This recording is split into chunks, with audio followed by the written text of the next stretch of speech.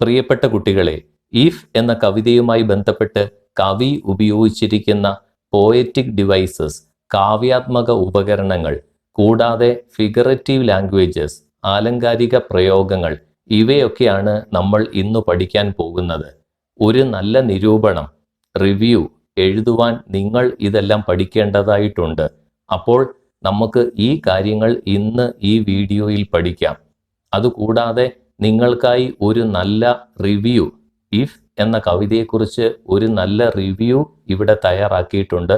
അതും നമുക്ക് ഇന്ന് പഠിക്കാം. അപ്പോൾ നമുക്ക് കാര്യങ്ങളിലേക്ക് പോകാം. Figures of speech and poetic devices used in the poem if.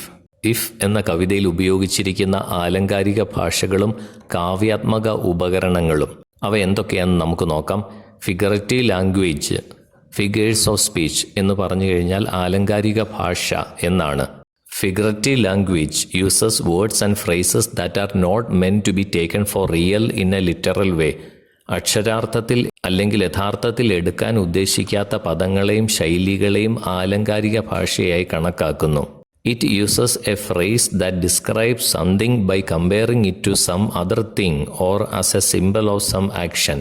മറ്റെന്തെങ്കിലും കാര്യങ്ങളുമായി താരതമ്യപ്പെടുത്തിക്കൊണ്ടോ അല്ലെങ്കിൽ ചില പ്രവർത്തനങ്ങളുടെ പ്രതീകമായോ ഇത് ഉപയോഗിക്കുന്നു. ചിലപ്പോൾ നമ്മൾ പറയില്ലേ, കവിയുടെ ആലങ്കാരികമായ ഭാഷ ആ ലേഖനത്തിനെ വളരെയധികം മനോഹരമാക്കുന്നുവെന്ന്. അപ്പോൾ നമുക്ക് എന്തൊക്കെയാണ് ഫിഗേഴ്സ് ഓഫ് സ്പീച്ച്, ആലങ്കാരിക ഭാഷകൾ ഇവിടെ ഇഫ് എന്ന കവിതയിൽ ഉപയോഗിച്ചിരിക്കുന്നത് എന്ന് നോക്കാം. ഈ ആലങ്കാരിക ഭാഷ എന്ന് പറയുമ്പോൾ ഉദാഹരണത്തിന് ഇഫ് എന്ന കവിതയിലെ തന്നെ ഒരു വരി, അവസാനത്തെ വരി നമുക്ക് നോക്കാം. Yours is the earth and everything that's in it. ഭൂമിയും അതിലുള്ളതെല്ലാം നിങ്ങളുടേതാണ്. ഇതാണ് ഇതിൻ്റെ ശരിക്കുള്ള അർത്ഥം. ശരിക്കുള്ള അർത്ഥം എടുത്താൽ ശരിയാകുമോ? ശരിക്കുള്ള അർത്ഥം നോക്കിയാൽ എന്താണ്? ഈ ഭൂമിയും അതിലുള്ള എല്ലാം നമ്മുടേതാകുമോ? ഒരിക്കലുമില്ല. അപ്പോൾ കവി ഉദ്ദേശിക്കുന്നത് അങ്ങനെ പറയുന്നത് വഴി ജീവിതത്തിൽ നിങ്ങൾ വിജയിക്കുമെന്നാണ്. അപ്പോൾ ഉപയോഗിച്ചിരിക്കുന്ന വാക്കുകളുടെ ശരിയായ അർത്ഥത്തിൽ നമ്മൾ അത് എടുക്കരുത്. പകരം അതിന് മറ്റൊരർത്ഥമാണ് കവി ഉദ്ദേശിക്കുന്നത്.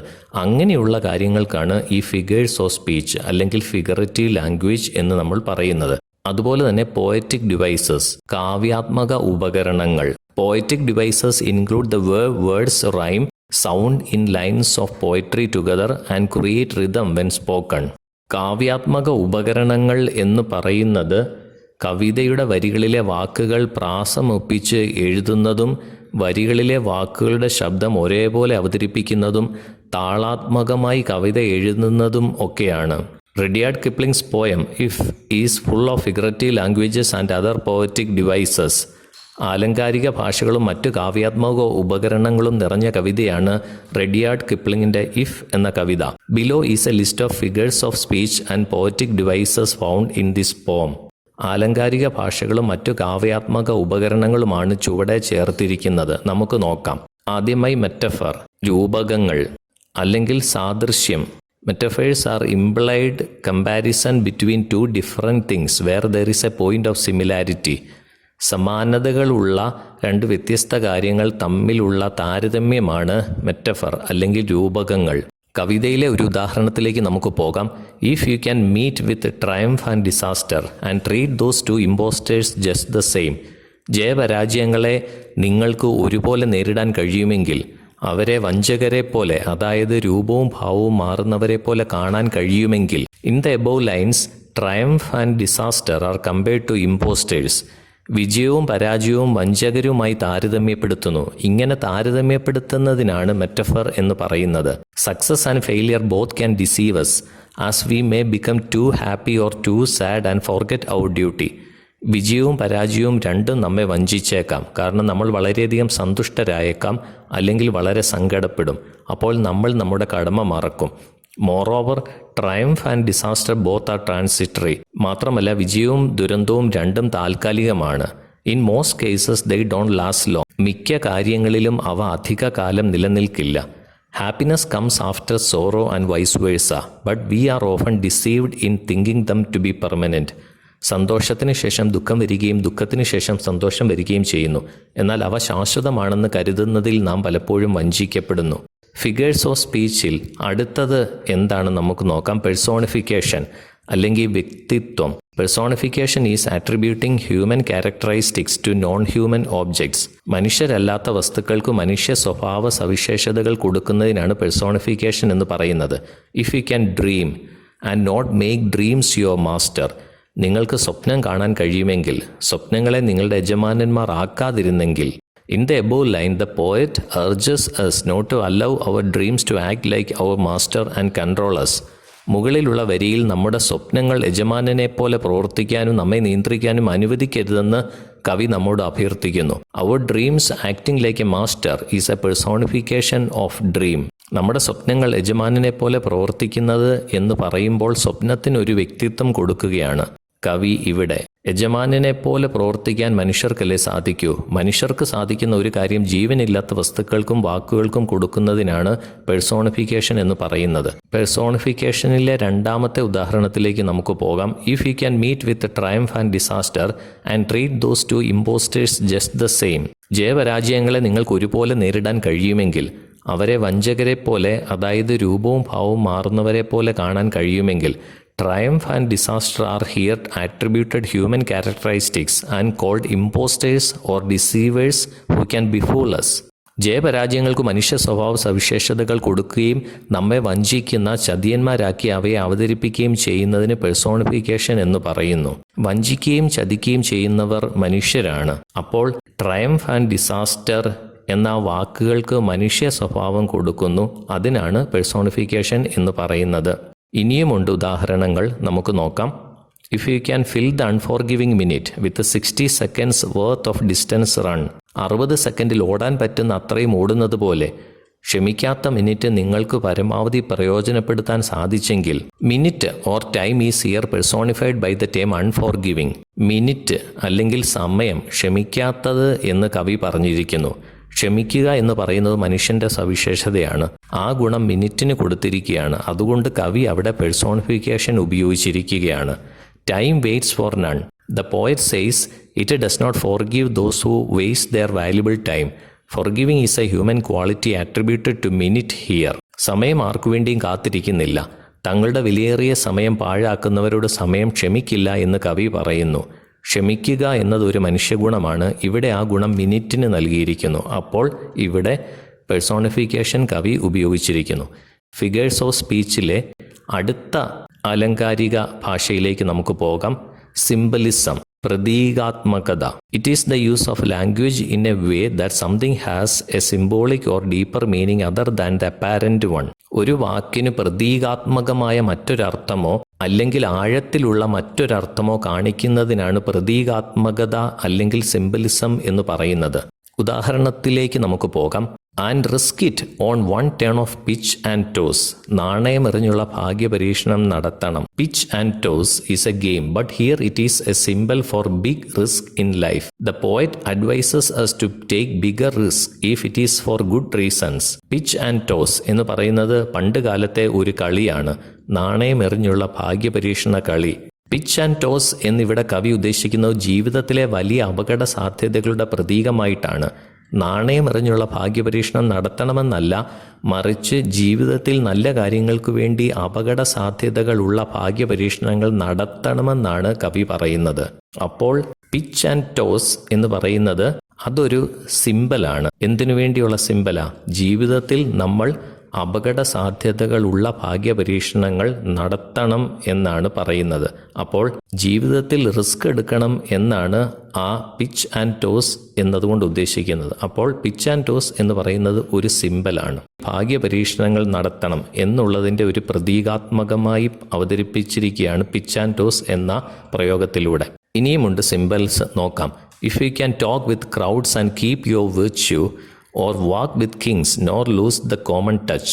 നിങ്ങൾക്ക് ജനക്കൂട്ടവുമായി സംസാരിക്കാനും അതേസമയം നിങ്ങളുടെ ഗുണങ്ങൾ നിലനിർത്തുവാനും കഴിയുമെങ്കിൽ, അല്ലെങ്കിൽ രാജാക്കന്മാർക്കൊപ്പം നടക്കുമെങ്കിലും പൊതുവായ ബന്ധം, സാധാരണക്കാരനുമായുള്ള ബന്ധം നഷ്ടപ്പെടുകയും ചെയ്യാതിരിക്കുകയാണെങ്കിൽ. In the above lines, crowd symbolizes the common people. Kings symbolizes important persons and common touch refers to humbleness. മുകളിലുള്ള വരികളിലെ ജനക്കൂട്ടം സാധാരണക്കാരുടെ പ്രതീകമാണ്.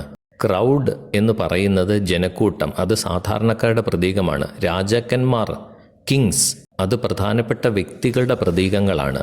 കോമൺ ടച്ച് എന്ന് പറയുന്നത് വിനയമാണ്, സാധാരണക്കാരുമായുള്ള ബന്ധം സൂചിപ്പിക്കുന്നു. മറ്റു ചില ഉദാഹരണങ്ങൾ ഇവയൊക്കെയാണ്. Knaves represents scoundrels, liars or conman. തെമ്മാടികൾ എന്നുകൊണ്ട് ഉദ്ദേശിക്കുന്നത് ആഭാസന്മാർ, കള്ളന്മാർ, ആളുകളെ കബളിപ്പിച്ചു പണമുണ്ടാക്കുന്നവർ എന്നൊക്കെയാണ്.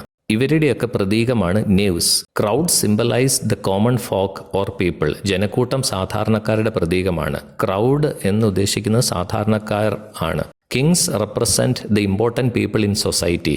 രാജാക്കന്മാർ എന്ന് പറയുന്ന സമൂഹത്തിലെ പ്രധാനപ്പെട്ട ആളുകളുടെ പ്രതീകങ്ങളാണ്. Common touch represents humility. സാധാരണക്കാരനുമായുള്ള ബന്ധം എന്ന് പറയുന്ന വിനയത്തിൻ്റെ പ്രതീകമായി അവതരിപ്പിച്ചിരിക്കുന്നു. ഫിഗേഴ്സ് ഓഫ് സ്പീച്ചിൽ അടുത്തതായി ഉപയോഗിച്ചിരിക്കുന്ന എന്താണെന്ന് നോക്കാം. Synecdoche. It is when we use parts of something to mean the whole or vice versa. ഒരു കാര്യത്തെ മൊത്തത്തിൽ പറയുവാൻ അതിൻ്റെ ഏതെങ്കിലും ഭാഗത്തെക്കുറിച്ച് പറയുക. നേരെ തിരിച്ചു പറയുന്നതിനും ഇത് ഉപയോഗിക്കും. നോക്കാം. If you can force your heart and nerve and sinew. നിങ്ങളുടെ ഹൃദയത്തെയും നാഡിയെയും നിർബന്ധിച്ച് ബലം പ്രയോഗിച്ച് മുന്നോട്ട് കൊണ്ടുപോകാൻ കഴിയുമെങ്കിൽ. Heart and nerve and sinew are parts to mean the whole body. ഹൃദയവും നാഡിയും ബലം പ്രയോഗിക്കുക എന്നതുകൊണ്ട് അർത്ഥമാക്കുന്ന ശരീരം മുഴുവനെയുമാണ്. ശരീരത്തിൻ്റെ ചില ഭാഗങ്ങളെ മൊത്തത്തിൽ അവതരിപ്പിക്കുന്നതിനാണ് സിനഗ്ഡക്കി എന്ന ഫിഗർ ഓഫ് സ്പീച്ച് ഉപയോഗിക്കുന്നത്. The poet says we have to force our body to keep working by the power of will, even after it has lost its vigor. നമ്മുടെ ശരീരത്തിൻ്റെ ഊർജ്ജസ്വലത നഷ്ടപ്പെട്ടതിന് ശേഷവും ഇച്ഛാശക്തിയിൽ പ്രവർത്തിക്കാൻ നമ്മുടെ ശരീരത്തെ നിർബന്ധിക്കണമെന്ന് കവി പറയുന്നു. അപ്പോൾ ഹൃദയവും നാഡിയും ശരീരത്തെ മുഴുവൻ കാണിക്കുന്നതിന് ഉപയോഗിക്കുന്നതിനാൽ അവിടെ കവി സിനഗ്ഡക്കി ഉപയോഗിച്ചിരിക്കുന്നു. ഇനി മറ്റൊരു ഫിഗർ ഓഫ് സ്പീച്ച് എന്ന് പറയുന്ന ആൻറ്റിതീസിസ് ആണ്, വിരുദ്ധത. Antithesis is a figure of speech that juxtaposes two contrasting or opposing ideas. പരസ്പര വിരുദ്ധമായ അല്ലെങ്കിൽ എതിർക്കുന്ന രണ്ട് ആശയങ്ങളെ സമന്വയിപ്പിക്കുന്ന കാര്യങ്ങൾക്കാണ് ആൻറ്റിതീസിസ്, വിരുദ്ധത എന്ന് പറയുന്നത്. ഉദാഹരണത്തിലേക്ക് പോകാം. If all men count with you but none too much. എല്ലാ മനുഷ്യരും നിങ്ങളോടൊപ്പം ഉണ്ടെങ്കിൽ പക്ഷേ അധികമായി ആരെയും ഉൾപ്പെടുത്തുകയും ചെയ്യരുത്. കണ്ടോ, ഇങ്ങനെയുള്ള പരസ്പര വിരുദ്ധമായ കാര്യങ്ങൾ അവതരിപ്പിക്കുന്നതിനാണ് ആൻറ്റിതീസിസ് എന്ന് പറയുന്നത്. എല്ലാവരെയും നിങ്ങളോടൊപ്പം കൂട്ടണം, പക്ഷേ അധികമായി ആരെയും ഉൾപ്പെടുത്തരുത്. അപ്പോൾ അങ്ങനെ പരസ്പര വിരുദ്ധമായിട്ടുള്ള കാര്യങ്ങൾ പറയുന്നതിനാണ് ആൻറ്റിതീസിസ് എന്ന് പറയുന്നത്. അടുത്തതായി ഉപയോഗിച്ചിരിക്കുന്ന ഒരു പോയറ്റിക് ഡിവൈസ്, കാവ്യാത്മക ഉപകരണം എന്താണെന്ന് നോക്കാം. അനഫോറ. Anaphora is a rhetorical device that consists of repeating a sequence of words at the beginning of neighboring clauses. ഉപവാക്യങ്ങളുടെ തുടക്കത്തിൽ വാക്കുകൾ ആവർത്തിച്ച് ഉപയോഗിക്കുന്ന രീതിക്കാണ് അനഫോറ എന്ന് പറയുന്നത്. The poem If is a collection of a number of if clauses which start with if you can. നിങ്ങൾക്ക് കഴിയുമെങ്കിൽ എന്നാരംഭിക്കുന്ന നിരവധി ഇഫ് ക്ലോസുകളുടെ ഒരു ശേഖരമാണ് ഇഫ് എന്ന കവിത. നോക്കിക്കേ. If you can keep your head, if you can trust yourself, if you can wait, if you can dream. ഇങ്ങനെ നിരവധി ഇഫ് ക്ലോസുകൾ അല്ലെങ്കിൽ ഇങ്ങനെയുള്ള വാക്കുകൾ ഉപവാക്യങ്ങളുടെ തുടക്കത്തിൽ ആവർത്തിച്ച് ഉപയോഗിക്കുന്നതിന് അനഫറ എന്ന് പറയുന്നു. അപ്പോൾ അനഫറ എന്ന പോയറ്റിക് ഡിവൈസ് ഇവിടെ കവി ഈ കവിതയിൽ ഉപയോഗിച്ചിരിക്കുന്നു. അസനൻസ്, സ്വരം, ശബ്ദം എന്നൊക്കെ പറയുന്നത് ഒരു പോയറ്റിക് ഡിവൈസാണ്, കാവ്യാത്മക ഉപകരണമാണ്. എന്താണെന്ന് നോക്കാം. The repetition of the same vowel sounds in words close to each other. തൊട്ടടുത്തുള്ള പദങ്ങളുടെ അക്ഷരങ്ങൾ തമ്മിലുള്ള ശബ്ദത്തിൻ്റെ സാമ്യം, അതിനാണ് അസനൻസ് എന്ന് പറയുന്നത്. അസനൻസിൻ്റെ ഉദാഹരണം നോക്കാം. And yet don't look too good nor talk too wise. Look good, ഇവയൊക്കെ സാമ്യമുള്ള ശബ്ദമാണ്. സാമ്യമുള്ള ശബ്ദങ്ങൾ ഉള്ള വാക്കുകൾ ഉപയോഗിക്കുന്നതിനാണ് അസനൻസ് എന്ന് പറയുന്നത്. അടുത്തതായി കവി ഉപയോഗിച്ചിരിക്കുന്ന ഫിഗർ ഓഫ് സ്പീച്ച് നോക്കാം. ഹൈപ്പബലി, അതിശയോക്തി, എക്സാജറേഷൻ ഓഫ് ഫാക്ട്സ്, വസ്തുതകളുടെ അതിശയോക്തി എന്നാണ് ഇതിനെ പറയുന്നത്. നോക്കിക്കേ ഉദാഹരണം. Yours is the earth and everything that's in it. ഭൂമിയും അതിലുള്ളതെല്ലാം നിങ്ങളുടേതാണ്. ഈ കവിതയിൽ പറഞ്ഞിരിക്കുന്ന കാര്യങ്ങളെല്ലാം ചെയ്തെങ്കിൽ ഈ ലോകവും അതിലുള്ള എല്ലാം നിൻ്റേതായി മാറും എന്നാണ് കവി പറയുന്നത്. പക്ഷേ അങ്ങനെ മാറുമോ? ഒരിക്കലുമില്ല. ജീവിതത്തിൽ വിജയിക്കുമെന്നാണ് കവി പറയുന്നത്. അപ്പോൾ ഇവിടെ ഹൈപ്പബലി, അതിശയോക്തി ഉപയോഗിച്ചിരിക്കുന്നു. ഇനി റൈം സ്കീം ഇവിടെ ഉപയോഗിച്ചിരിക്കുന്നു. റൈം സ്കീം, പ്രാസക്രമം, പോയറ്റിക് ഡിവൈസിൽ ഉൾപ്പെടുന്നതാണ് റൈം സ്കീം. നോക്കാം. Every stanza except for the first has the following rhyme scheme A B A B C D C D. In the first stanza it is A A A A B C B C. ഓരോ ചരണത്തിനും ആദ്യത്തേതൊഴികെ, ഓരോ ചരണത്തിനും എന്ന് പറയുന്നത് ഓരോ സ്റ്റാൻസയുടേതും ആദ്യത്തെ ഒഴികെ താഴെ പറയുന്ന rhyme സ്കീമാണ്. എന്താണ്? A B A B C D C D എന്ന പ്രാസക്രമം. എന്നാൽ ആദ്യത്തെ സ്റ്റാൻസയിൽ A A A A B C B C എന്നാണ്. ഇനി ഇവിടെ ഉപയോഗിച്ചിരിക്കുന്ന മറ്റൊരു പോയറ്റിക് ഡിവൈസ് എന്ന് പറയുന്നത് ഡൈഡാക്റ്റിസിസം, ഉപദേശശാസ്ത്രമാണ്. എന്താണ് ഉപദേശശാസ്ത്രം? എന്താണ് didacticism? Poetry that instructs either in terms of morals or by providing knowledge of philosophy, religion, arts, science or skills. ധാർമ്മികതയുടെ അടിസ്ഥാനത്തിലോ തത്വചിന്ത, മതം, കല, ശാസ്ത്രം അല്ലെങ്കിൽ കഴിവുകൾ എന്നിവയെക്കുറിച്ചുള്ള അറിവ് നൽകുന്ന അല്ലെങ്കിൽ അങ്ങനെയുള്ള കാര്യങ്ങൾ നിർദ്ദേശിക്കുന്ന കവിത. ഇവിടെ ജീവിതത്തെക്കുറിച്ചുള്ള അറിവ്, ജീവിതത്തിൽ വിജയിക്കാനുള്ള അറിവ് നൽകുന്നതിനാൽ ഈ കവിതയെ ഒരു ഡൈഡാക്റ്റിക് പോയം എന്ന് നമ്മൾ പറയുന്നു. The poem if is a didactic poem. It teaches a lesson about life. If എന്ന പോം, എങ്കിൽ എന്ന ഈ കവിത ഒരു ഉപദേശപരമായ കവിതയാണ്. ഇത് ജീവിതത്തെക്കുറിച്ചുള്ള ഒരു പാഠം പഠിപ്പിക്കുന്നു. ഇനി ഈ കവിതയിൽ ഉപയോഗിച്ചിരിക്കുന്ന മറ്റൊരു ഫിഗർ ഓഫ് സ്പീച്ച് എന്ന് പറയുന്ന പാരഡോക്സസ്, വിരോധാഭാസം ആണ്. നോക്കാം. Rudyard Kipling makes a number of seemingly paradoxical statements in his famous poem If. Here are the paradoxical ideas in the poem. Rudyard Kipling തൻ്റെ പ്രസിദ്ധമായ എങ്കിൽ എന്ന കവിതയിൽ വിരോധാഭാസപരമായ കാര്യങ്ങൾ അവതരിപ്പിച്ചിട്ടുണ്ട്. കവിതയിലെ വിരോധാഭാസ ആശയങ്ങൾ ഇതാണ്. നോക്കാം. റഡിയാർഡ് കിപ്ലിംഗ് നമ്മളെ ഉപദേശിക്കുന്നു. If you can dream and not make dreams your master, if you can think and not make thoughts your aim. നിങ്ങൾക്ക് സ്വപ്നം കാണാൻ കഴിയുമെങ്കിൽ പക്ഷേ സ്വപ്നങ്ങളെ നിങ്ങളുടെ യജമാനന്മാർ ആക്കരുത്. നിങ്ങൾക്ക് ചിന്തിക്കാൻ കഴിയുമെങ്കിൽ പക്ഷേ എന്നും ചിന്തിച്ചുകൊണ്ടിരിക്കുകയും ചെയ്യരുത്. സ്വപ്നങ്ങൾ കാണാൻ കഴിയണം എന്ന് പറയുന്നു, സ്വപ്നങ്ങൾ വേണമെന്ന് പറയുന്നു, പക്ഷേ സ്വപ്നങ്ങൾ നിങ്ങളുടെ യജമാനന്മാർ ആകരുത് എന്ന് പറയുന്നു. ചിന്തിക്കണമെന്ന് പറയുന്നു, പക്ഷേ ഒരു വശത്ത് കൂടുതലായി ചിന്തിക്കരുതെന്നും പറയുന്നു. അപ്പോൾ ഇങ്ങനെ പാരഡോക്സസ്, വിരോധാഭാസം ഇവിടെ കവി ഉപയോഗിച്ചിരിക്കുന്നു. രണ്ടാമത്തെ ഉദാഹരണത്തിലേക്ക് നമുക്ക് പോകാം. If all men count with you but none too much. എല്ലാ മനുഷ്യരും നിങ്ങളോടൊപ്പം ഉണ്ടെങ്കിൽ പക്ഷേ അധികമായി ആരെ ഉൾപ്പെടുത്തുകയും ചെയ്യരുത്. ഉണ്ടോ? എല്ലാവരും വേണം, പക്ഷേ കൂടുതലായിട്ട് ആരും പാടില്ല. അപ്പോൾ അങ്ങനെയുള്ള വിരോധാഭാസങ്ങൾ ഇവിടെ കവി ഉപയോഗിച്ചിരിക്കുന്നു. മൂന്നാമത്തെ ഉദാഹരണത്തിലേക്ക് പോകാം. Trust your self when all men doubt you but make allowance for their doubting to. എല്ലാ മനുഷ്യരും നിങ്ങളെ സംശയിക്കുമ്പോൾ സ്വയം വിശ്വസിക്കുക, പക്ഷേ അവരുടെ സംശയത്തിനും പ്രാധാന്യം നൽകുക. എല്ലാവരും നിങ്ങളെ സംശയിക്കുമ്പോൾ നമ്മൾ സ്വയം വിശ്വസിക്കണം, പക്ഷേ അവരുടെ സംശയത്തിന് പ്രാധാന്യം കൊടുക്കുകയും വേണം. ഇങ്ങനെയുള്ള കാര്യങ്ങളെയാണ് പാരഡോക്സസ് എന്ന് പറയുന്നത്. അപ്പോൾ ഈ കവിതയിൽ പാരഡോക്സസ് കവി ഉപയോഗിച്ചിരിക്കുന്നു. നോക്കിക്കേ, ഒന്നുകൂടി വിശദീകരിച്ച് പറയുകയാണെങ്കിൽ സ്വപ്നങ്ങളും ചിന്തകളും പ്രധാനപ്പെട്ടതാണോ അതോ അത് വേണ്ട എന്നാണോ കവി പറയുന്നത് എന്ന് നമുക്ക് തോന്നും ഈ വരികൾ വായിക്കുമ്പോൾ. ആളുകളെ നമ്മുടെ കൂട്ടത്തിൽ ഉൾപ്പെടുത്താനാണോ വേണ്ടെന്നാണോ പറയുന്നത്? Kipling is telling S that we must develop the virtue of balance. ശരിക്കും പറയുകയാണെങ്കിൽ സന്തുലിതാവസ്ഥയുടെ ഗുണം നാം വളർത്തിയെടുക്കണമെന്നാണ് കവി ആയ കിപ്ലിംഗ് നമ്മളോട് പറയുന്നത്. Dreams and thoughts should be important but we must balance dum with the proper dose of practicality. സ്വപ്നങ്ങളും ചിന്തകളും പ്രധാനമായിരിക്കണം, പക്ഷേ പ്രായോഗികതയുടെ ശരിയായ അളവിൽ നാം അവയെ ഉപയോഗിക്കണം. What other people think and do is important. We should not ignore them, but we should not allow ourselves to be controlled by what other people think and do. മറ്റുള്ളവർ ചിന്തിക്കുന്നതും ചെയ്യുന്നതും പ്രധാനമാണ്, നാം അവരെ അവഗണിക്കരുത്. പക്ഷേ മറ്റുള്ളവർ ചിന്തിക്കുന്നതും പ്രവർത്തിക്കുന്നതും അനുസരിച്ച് മുന്നോട്ട് പോകാൻ നാം അനുവദിക്കുകയും ചെയ്യരുത്. അപ്പോൾ ഇവയൊക്കെയാണ് ഇവിടെ ഈ കവിതയിൽ കവി ഉപയോഗിച്ചിരിക്കുന്ന ഫിഗേഴ്സ് ഓഫ് സ്പീച്ച്, ആലങ്കാരിക പ്രയോഗങ്ങൾ, കൂടാതെ കാവ്യാത്മക ഉപകരണങ്ങളും. ഇനി ഇവയൊക്കെ ഉൾപ്പെടുത്തിക്കൊണ്ട് ഇഫ് എന്ന കവിതയുടെ ഒരു റിവ്യൂ നമുക്ക് എഴുതാം. Critical appreciation of the poem if.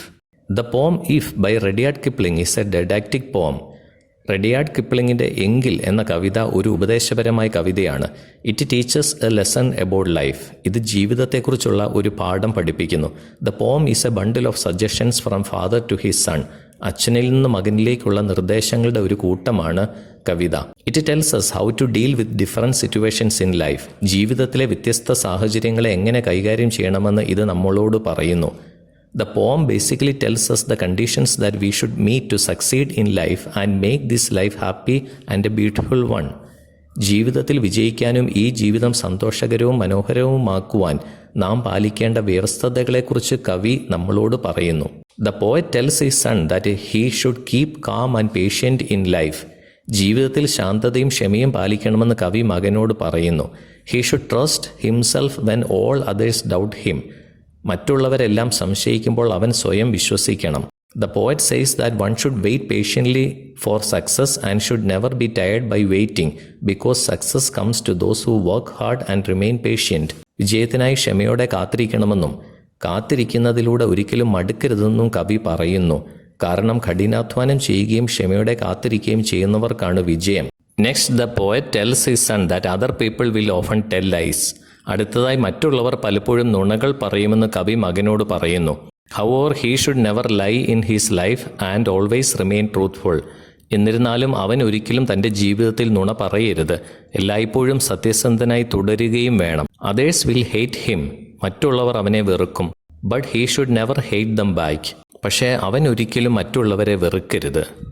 The poet says that mere dreaming and thinking will never lead one to the path of success. കേവലം സ്വപ്നവും ചിന്തയും ഒരിക്കലും ഒരാളെ വിജയത്തിൻ്റെ പാതയിലേക്ക് നയിക്കില്ലെന്ന് കവി പറയുന്നു. Hence one should dream of goals and think of a better future and at the same time should work hard to achieve them. അതിനാൽ ഒരാൾ ലക്ഷ്യങ്ങളെക്കുറിച്ച് സ്വപ്നം കാണുകയും മികച്ച ഭാവിയെക്കുറിച്ച് ചിന്തിക്കുകയും അതേസമയം അവ നേടാൻ കഠിനമായി പരിശ്രമിക്കുകയും വേണം. Triumphs and tragedies are part of life. വിജയങ്ങളും ദുരന്തങ്ങളും ജീവിതത്തിൻ്റെ ഭാഗമാണ്. Don't be overjoyed at the successes and don't be dejected at the failures. പരാജയങ്ങളിൽ നിരാശപ്പെടുകയും ചെയ്യരുത്. They are not long-lasting and hence one should not take them seriously. അവ ദീർഘകാലം നിലനിൽക്കുന്നവയല്ല, അതിനാൽ അവയെ ഗൗരവമായി കാണരുത്. The poet says that one should only speak the truth and should also have the courage to face it when it is misused by others to mislead others. ഒരാൾ സത്യം മാത്രമേ സംസാരിക്കാവൂ എന്നും മറ്റുള്ളവരെ തെറ്റിദ്ധരിപ്പിക്കുവാൻ ചിലർ അവർ പറഞ്ഞ സത്യങ്ങൾ വളച്ചൊടിച്ച് ദുരുപയോഗം ചെയ്യുമ്പോൾ അതിനെ നേരിടാനുള്ള ധൈര്യവും ഉണ്ടായിരിക്കണമെന്നും കവി പറയുന്നു. If one fails after taking big risk, he should start again from the beginning without thinking or saying anything about the loss to others. വലിയ റിസ്കുകൾ എടുത്ത ശേഷം ഒരാൾ പരാജയപ്പെടുകയാണെങ്കിൽ സംഭവിക്കുന്ന നഷ്ടത്തെക്കുറിച്ചൊന്നും ചിന്തിക്കാതെയും മറ്റുള്ളവരോടൊന്നും പറയാതെയും തുടക്കം മുതൽ വീണ്ടും ആരംഭിക്കണം.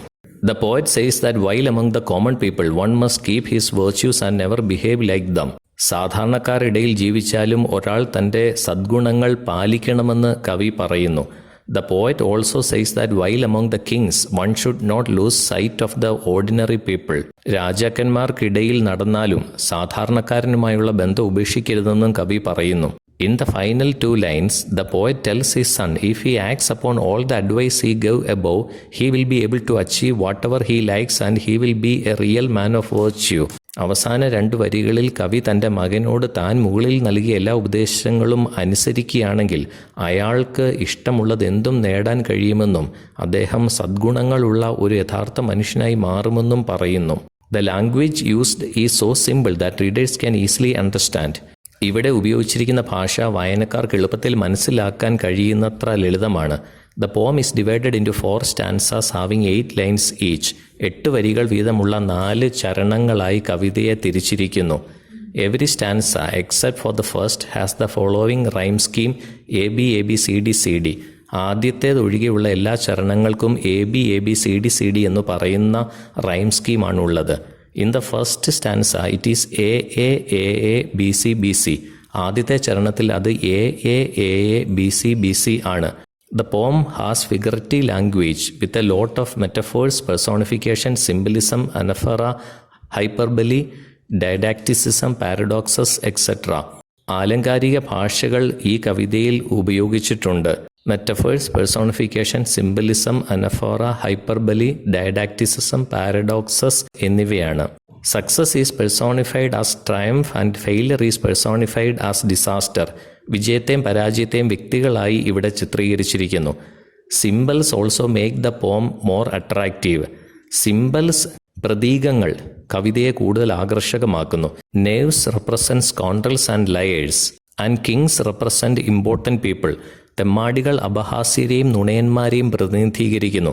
രാജാക്കന്മാർ പ്രധാനപ്പെട്ട ആളുകളെ പ്രതിനിധീകരിക്കുന്നു. The poem also makes use of the conditional clause if to talk about conditional fulfillment. സോപാധികമായ പൂർത്തീകരണത്തെക്കുറിച്ച് സംസാരിക്കാൻ ഇഫ് എന്ന സോപാധിക ഉപവാക്യം കവിത ഉപയോഗപ്പെടുത്തുന്നു. The style and the language are simple because the poet clearly wanted to reach out to all sections of the society. കവിതയുടെ ശൈലിയും ഭാഷയും ലളിതമാണ്, കാരണം സമൂഹത്തിലെ എല്ലാ വിഭാഗങ്ങളിലേക്കും എത്തിച്ചേരാൻ കവി വ്യക്തമായി ആഗ്രഹിച്ചു. The tone of the poem centers on human qualities. The mood is one of joy and optimism. കവിത മനുഷ്യഗുണങ്ങളെ കേന്ദ്രീകരിച്ച് മുന്നോട്ടു പോകുന്നു. കവിതയുടെ അവസ്ഥ സന്തോഷവും ശുഭാപ്തി വിശ്വാസവുമാണ്. Last but not the least, the poem is deeply inspirational. അവസാനമായി പറഞ്ഞാൽ കവിത ആഴത്തിൽ പ്രചോദനം നൽകുന്ന ഒരു കവിതയാണ്. There is something in the poem which motivates us to achieve our goals in life and becoming the best that we can be. ജീവിതത്തിലെ ലക്ഷ്യങ്ങൾ കൈവരിക്കുന്നതിനും മികച്ചവരായി നമ്മെ തീർക്കുവാനും പ്രേരിപ്പിക്കുന്ന ചില കാര്യങ്ങൾ കവിതയിലുണ്ട്.